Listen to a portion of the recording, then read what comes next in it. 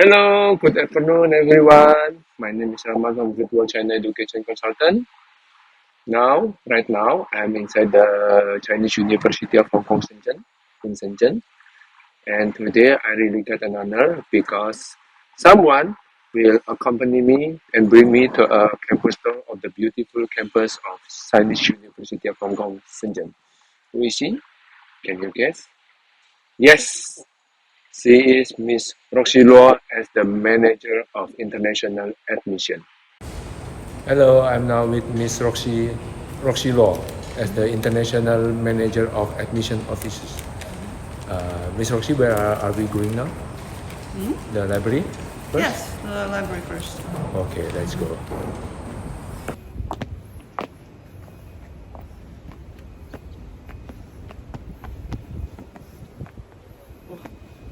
Behind us, this is the CUHK Shenzhen main library. We actually have another one. It's older, it's not here. It's a little further down there. But this is the main one that most of our students spend most of their spare time with, especially the very good one. This library is roughly about 20,000 square meters on the size. And I think there's at least like 6 or 7 floor inside there. For those who are interested, going to be spending much times here. Actually, the library opens at 7:30 in the morning and close at 11:30 in the evening. And for those who actually want to make a pull all-nighter during finals and examinations and midterms, the first floor, this is actually the second floor. Down there on the first floor actually opens 24 hours during finals. So you actually be able to spend the entire evenings there or entire night there. So, is there many Chinese students here? Yeah, there are actually. You mean in the library or in the campus? In campus. Of course. Yeah, so is it hard for the China local student to go through inside the CUHK Shenzhen?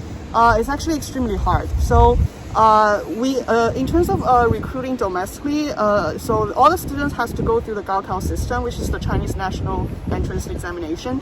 So only the top 0.5 to 1% of the Gaokao test takers can actually get admitted to CUHK Shenzhen. If you do not really know what that means, if you look at the data at the 2022, Gaokao, the entire country has roughly about 12 million test takers.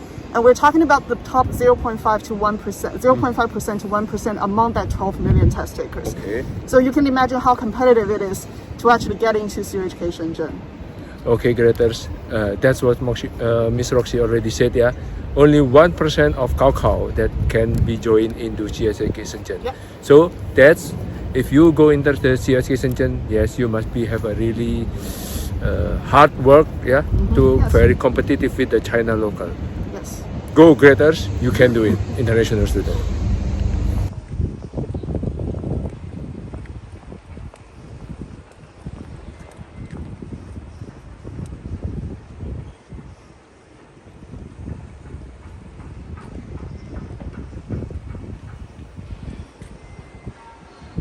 Miss Roxy, Okay. as from Great Wall, yeah, and when we do the consultation, many parent and student is always asking one question.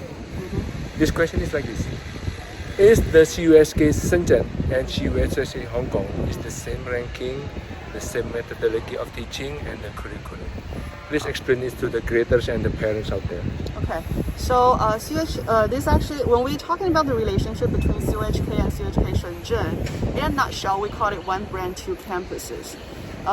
In a very straightforward way, answering your question, yes, we adopt exactly the same, what we call the quality assurance system, and exactly the same curriculum, and also very similar teaching method.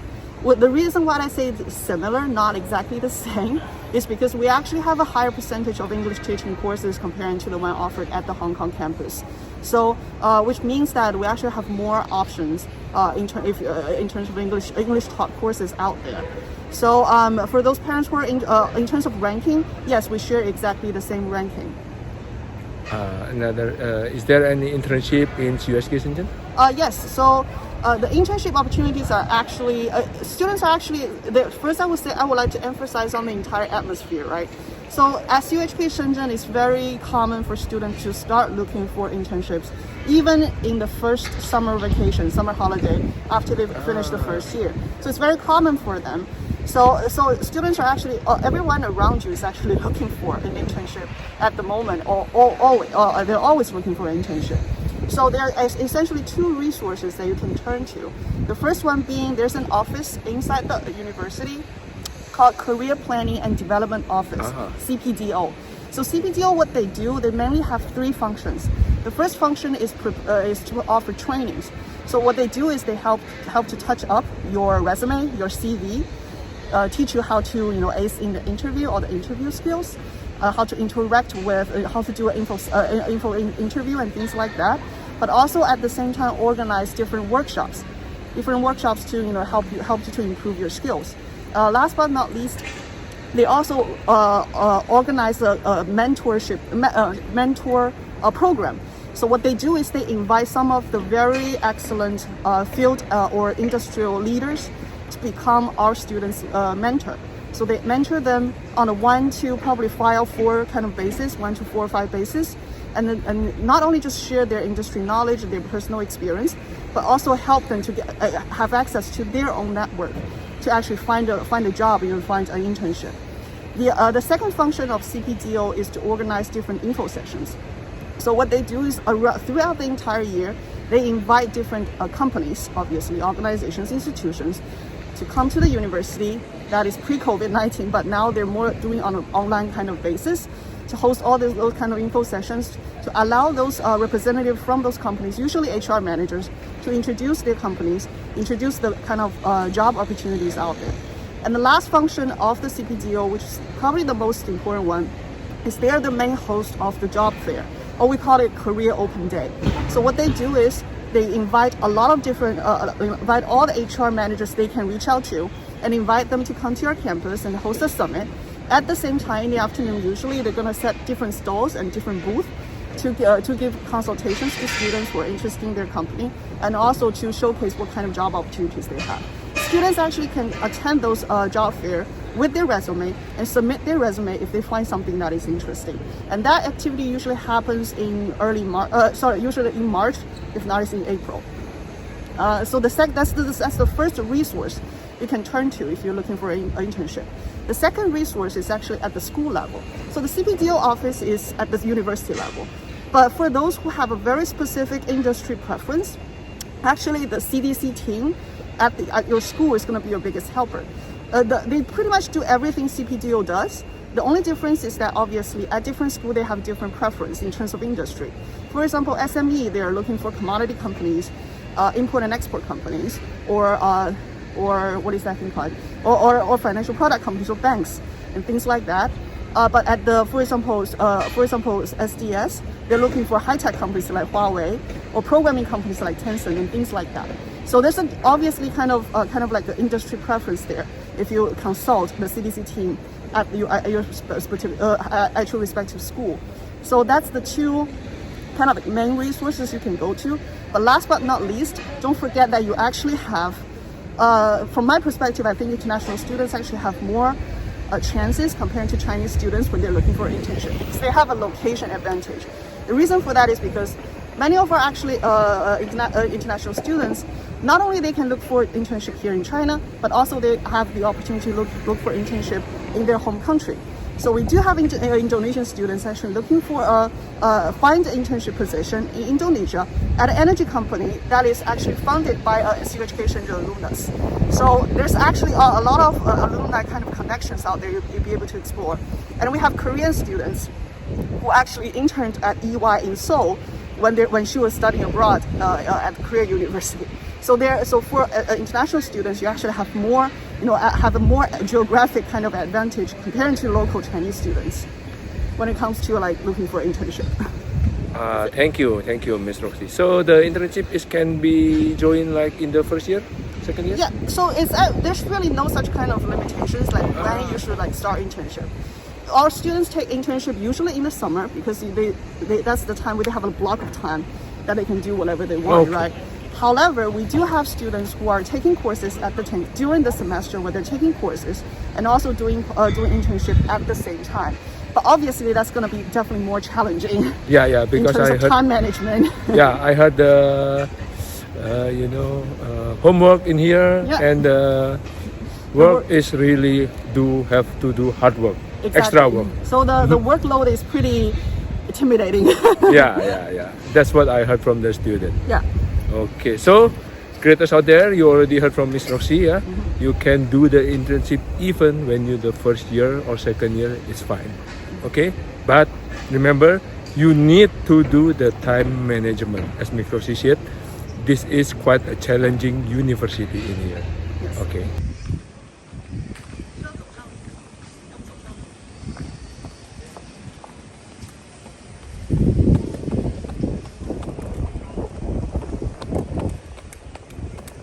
Miss Roxy, as I remember, CUHK Shenzhen is like already 8 years old in China. Yes. Yeah.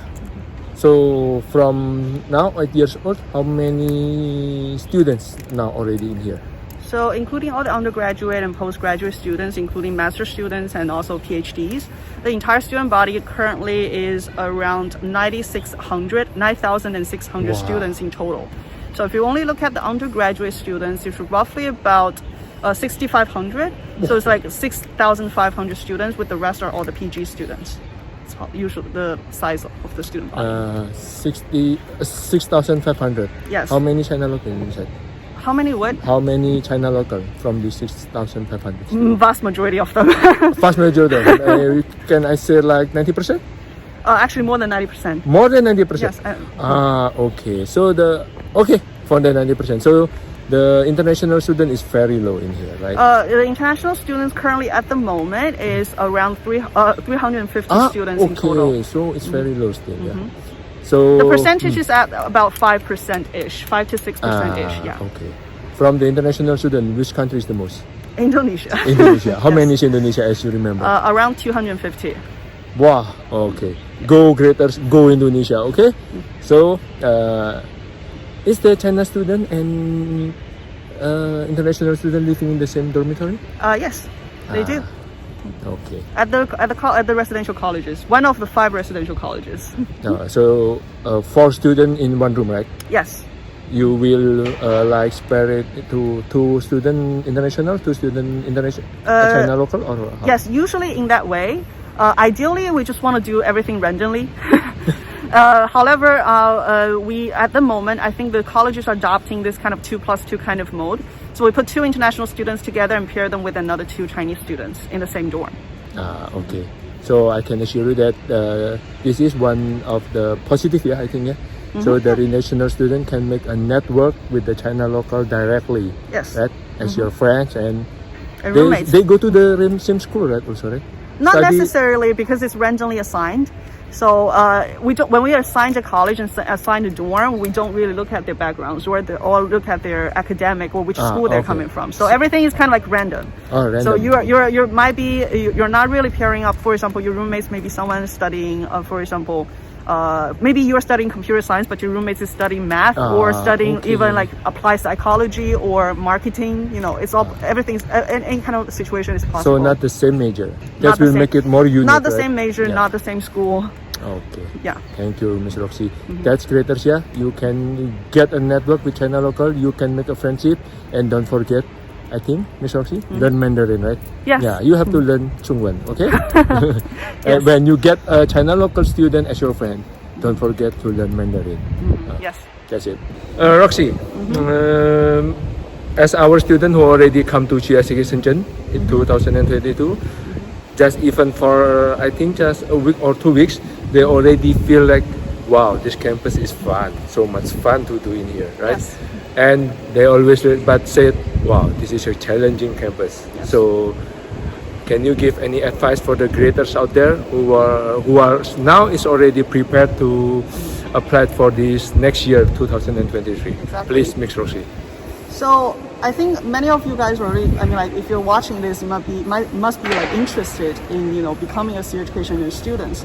I don't really have that much of an advice, but more as just something that I know for a fact. Is that if you look back at all the international, not just international students, but just regular CUHK Shenzhen students will actually thrive in this university. They all have 4 common traits that would probably give you some guidance exactly what you need to have before, or at least while you're being a student here. The first one being independence. So the students are here, especially for international students, you're in a foreign place, in a foreign country, and study something that is very advanced, and also at the same time your workload extremely large. So in that case, you have a lot of problems for sure. So you really, but your parents is not really around you anymore, or at least not that close. So it really makes a huge difference if you are an independent student, or what we call a problem solver, and to know how to handle those difficulties and how to handle. Obviously, the university offers different resources. However, it takes an initiative to actually find out what kind of resources are out there, and you really need to have to be very proactive in that sense. And the second one being time management. Just like I mentioned, fun and challenging will be definitely the two words that can cap the campus here, campus life here. So while you're having fun, obviously you have a lot of workload. You have to work very hard to compete with the very competitive local Chinese students at the same time. And but your time is very limited. Everyone only have 24 hours a day, and how to balance between having fun and also managing your schoolwork is going to be not only just your challenge. It's actually one of the major challenges that actually all of the CUHK Shenzhen students are facing at the moment. So if you know how to do your time management correctly and scientifically, you'll be going to have a lot of, you're going to definitely maximize your experience here. The third element being you have to come a person, not a man, a person with a plan. So everyone comes here, they always have a goal. So which means that they're not only making a goal for this year, they're making a goal for 4 years. What's going to happen after 4 years? You need to come here with a plan, with a goal, and with at least a kind of like roadmap, how you're going to achieve that. And the last but not least is we usually find the students who actually really do well at CUHK Shenzhen. They are those who are really self-disciplined. The person that really knows they're determined. Everyone here, so they all have a plan, but not everyone can actually reach to that plan with enough determination. So trying to, those students who actually successfully can, defeat all these different kind of distractions and really looking at their goals and really they're really determined to achieve that goals, and then can discipline themselves to actually follow their roadmap. Are those who actually can really survive in this university. That are the 4 kind of like key elements, or the 4 major key points, I think, or the person, or not really personality, but more like the major kind of features that our most successful CUHK Shenzhen students have in common. Thank you, Ms. Roxy, for the advice. That's greaters, okay? So the important thing I can assure you is you have to really discipline with yourself and the time management, right? Mm-hmm. So yeah, you can have fun, but you really have to do the time management. That's how you can survive in this challenging university. Yes. Remember, this is the 38th university around the world. One of the best campus you can have in China. Thank you, Ms. Roxy, for the time. Thank you.